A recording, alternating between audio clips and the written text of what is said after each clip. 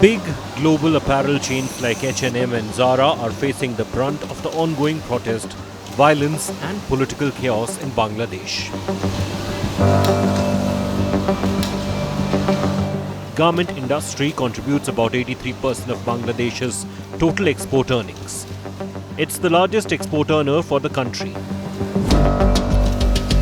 In 2023, Bangladesh exported $38.4 billion worth of clothes as per World Trade Organization data.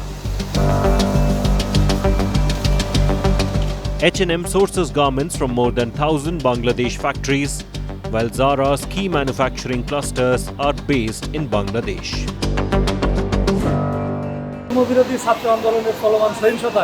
During this ongoing movement, the factories were fully closed for 6 days. We faced huge loss in these days. We lost 228,000 pieces of production and $107,000 in this factory alone.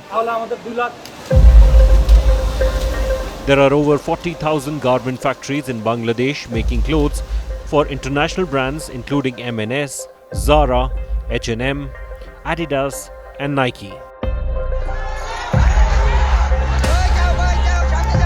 Disruptions following the current volatile situations have caused a knock-on effect on global apparel retailers.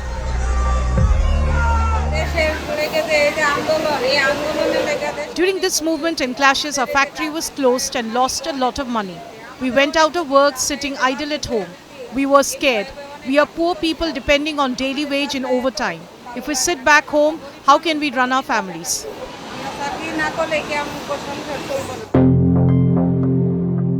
Indian textile industry body believes that any supply disruption in Bangladesh will have an immediate impact on the supply chain, potentially affecting production schedules and delivery timelines of Indian textile firms.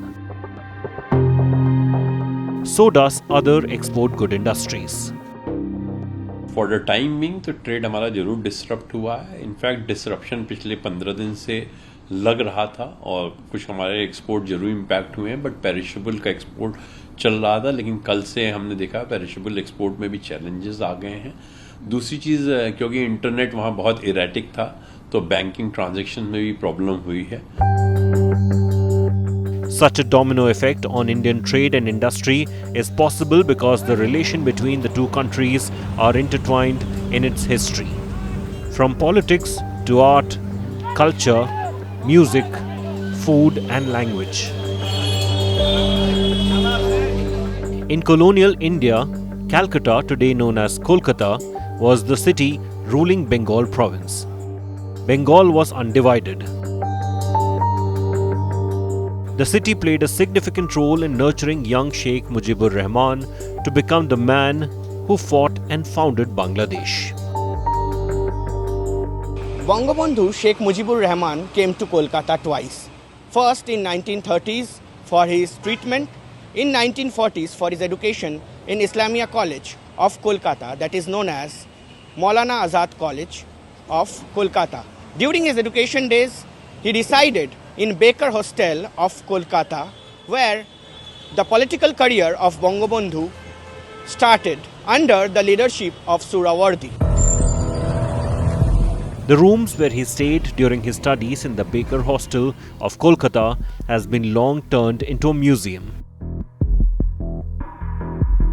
Mujib became a Muslim League Students' Union leader who, following his mentor Hussain Shahid Suhrawardi, joined the movement demanding a united Bengal independent from India and Pakistan in pre-partition days. That was the beginning of Bangladesh, the idea that Rahman could never let go, even after partition. The movement to get Bangladesh freedom in the basis of language and culture has all started from this hostel itself. Now, this hostel has turned into a museum. A museum, the room number 24 where Bangabandhu has stayed, has turned into a museum for Sheikh Mujibur Rahman. On the other hand, in Bangladesh, the museum of Bangabandhu has been destroyed. The name of Bangabandhu has diminished by the protesters, but In Kolkata, it is intact. When Sheikh Mujibur Rahman was assassinated on 15th August 1975 coup, his entire family was wiped out except his two daughters, Hasina and Rehana. They survived because they were in West Germany. India gave them shelter. Sheikh Hasina is back in Delhi for safety after nearly 50 years. Her previous stay began in August 1975 when her father Sheikh Mujibur Rahman and other family members were killed. Later, Sheikh Hasina was offered asylum by India and she lived a very low-profile life here in the national capital, initially at a place in Lajpat Nagar and then here in Pandara Park. Now I'll just show you the vicinity here of Pandara Park, and we've been given to understand that earlier there used to be government flats here meant for government officials, and one of those flats were given to Sheikh Hasina and her family. Now later on, back in 1994, this entire area was demolished to make way for bungalows of Member of Parliament.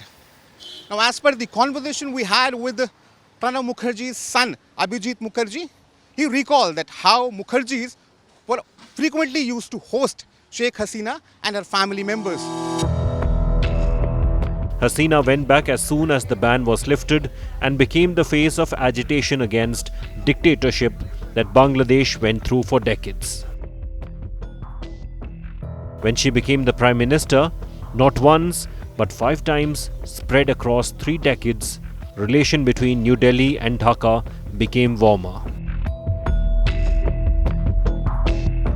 When famous author Taslima Nasreen was prosecuted and had fled her country, India was her natural refuge. She still remains in Delhi, leading a life of exile. So does Sheikh Hasina, once again.